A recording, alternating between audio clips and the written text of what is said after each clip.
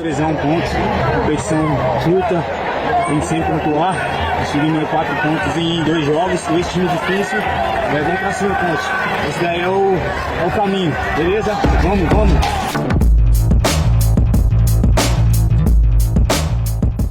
Com 4 pontos nas 2 primeiras partidas, a Ponte está tendo um bom início no Campeonato Paulista. Com uma vitória fora de casa na primeira rodada contra a forte equipe do Novo Horizontino e um empate contra o Santos, a Macaca sabe que somar pontos nessa primeira fase é essencial. Com somente 12 jogos na primeira fase, a intensidade toma conta desse início no Paulistão. Intensidade essa que se mostra na grande quantidade de jogos em um período bem curto. Com somente 2 dias para descansar desde o último jogo, a equipe comandada por Alberto Valentim volta a campo hoje e vai enfrentar a Portuguesa às 8 horas da noite no Moisés Lucarelli. O duelo entre Ponte e Portuguesa tem uma recente marca negativa para o clube campineiro. Apesar de ter somente 7 jogos entre os 2 times nos últimos 12 anos, a Macaca não ganha da Lusa no Majestoso desde agosto de 2012. O confronto em questão era válido pela Série A do Campeonato Brasileiro daquele ano, e a Ponte venceu o jogo por 2-1 com 2 gols de Giancarlo. Mas voltando agora para 2025, quem deve estar de volta entre os 11 iniciais para tentar quebrar essa marca é Dudu. O volante estava suspenso no duelo contra o Peixe na última rodada, após ser expulso na estreia da Alvinegra na competição. O retorno de Dudu deve dar outra cara para o meio-campo pontepretano, uma vez que na partida contra o Santos, o setor contou com Maguinho jogando pelo meio e Pacheco na ala direita. A dúvida que paira sobre a escalação da Macaca é se jogadores que sentiram o desgaste físico das últimas partidas vão ter condições para o jogo de hoje.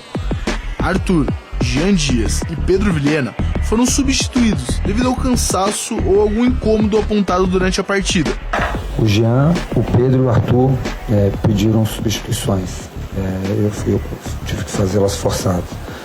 Um pouco normal até, porque primeiro que são jogadores que se doam muito, que correm muito, estão marcando, estão atacando. O Jean vai para 1 contra 1, ataca espaço, vem buscar. Estou falando só do lado ofensivo. Então, é um jogador que se desgasta.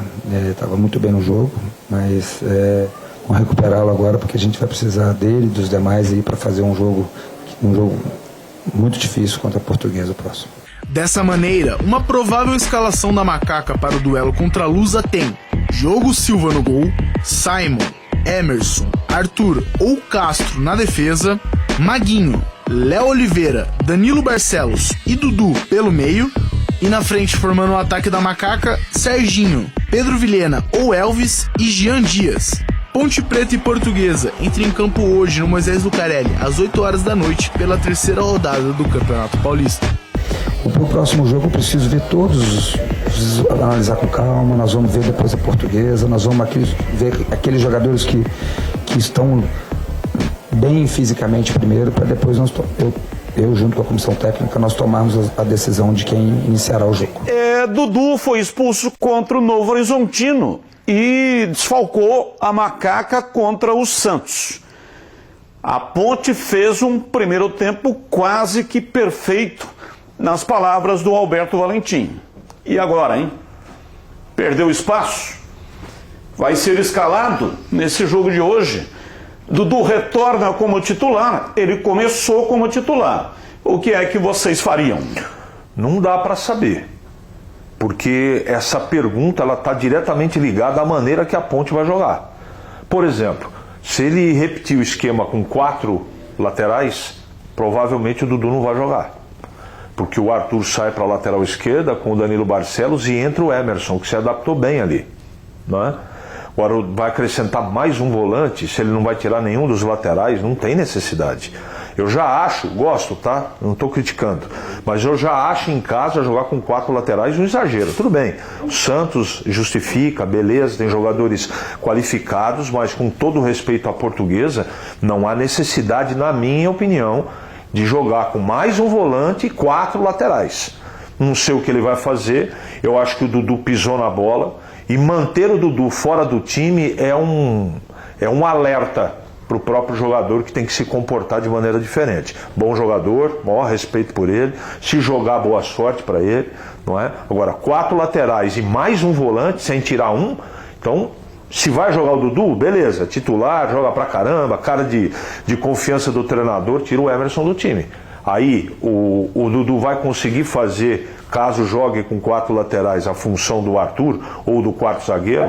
Essa resposta não tem. E você, Gleger? Eu não mudaria. Não mudaria? Não. Seria o time do primeiro tempo. Exatamente. Primeiro tempo contra o Santos. Perfeitamente. E por que eu digo isso? Primeiro que você ganha uma alternativa no banco com o Dudu, correto ou não? E assim, se o torcedor puxar na memória, o Dudu foi expulso com 33 minutos do primeiro tempo, certo? Aí ele tem que fazer um ajuste no time, lá em Novo Horizonte, né? O time ficou bem compactado, defensivamente falando, e conseguindo agredir o time adversário, fazendo inclusive um gol e o gol da vitória. Contra o Santos, o mesmo esquema, porque aí o primeiro tempo do Santos praticamente foi a mesma coisa do segundo tempo lá contra o Novo Horizontino, só que acrescentando um jogador no meio. E aí o que faz a Ponte? Faz 1-0, jogando pelos lados a todo momento, e faz do goleiro do Santos o melhor em campo. Eu estou falando alguma bobagem? Quantas defesas do Diogo Silva fez no jogo? Uma, num chute lá, nem me lembro de quem foi, e o Brazão fechou o gol, né? Foi o melhor em campo. Então por esse aspecto eu não mudaria.